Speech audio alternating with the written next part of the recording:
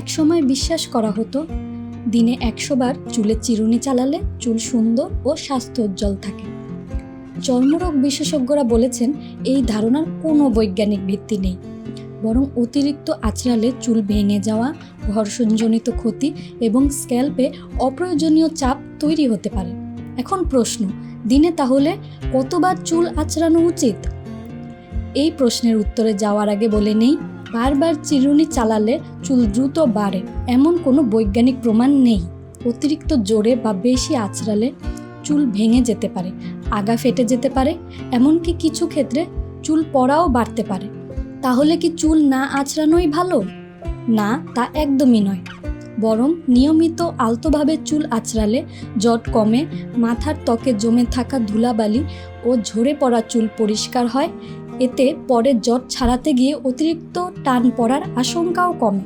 তবে ভেজা অবস্থায় চুলে চিরুনি ব্যবহার না করাই ভালো। ভেজা চুল বেশি নরম থাকে এবং সহজেই ভেঙে যেতে পারে। যাদের চুল কোঁকড়ানো তাদের ক্ষেত্রে নিয়মটি ভিন্ন। এই ধরনের চুল শুকনো অবস্থায় আঁচড়ানো উচিত নয়। চুল ধোয়ার সময় উপযুক্ত জট ছাড়ানোর উপকরণ ব্যবহার করে ধীরে ধীরে জট ছাড়াতে হবে। তারপর চুল হালকা ভেজা অবস্থায় আঁচড়ে নিতে হবে। চিরুনি বাছাইয়ের ক্ষেত্রে কিন্তু খানিকটা সতর্কতা থাকতে হবে। তবে তার আগে চিরুনির ইতিহাস সম্পর্কে জেনে নেওয়া যাক। চিরুনির ইতিহাস হাজার বছরের পুরনো।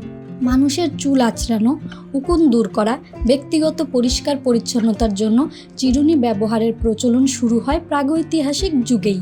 প্রত্নতান্ত্রিক প্রমাণ অনুযায়ী প্রায় 5000 থেকে 7000 বছর আগে মানুষ হাড়, কাঠ, শিং ও হাতির দাঁত দিয়ে তৈরি চিরুনির ব্যবহার করত। 19 শতকে শিল্প বিপ্লবের ফলে কারখানার ব্যাপক হারে চিরুনি উৎপাদন শুরু করে।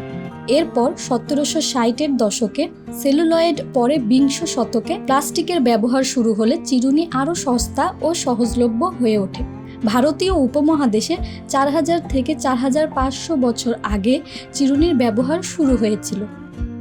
পরিশেষে এটাই বলা যায়, চুলের ধরন যেমনই হোক না কেন, দিনে 2 থেকে 3 বার আঁচড়ানো ভালো।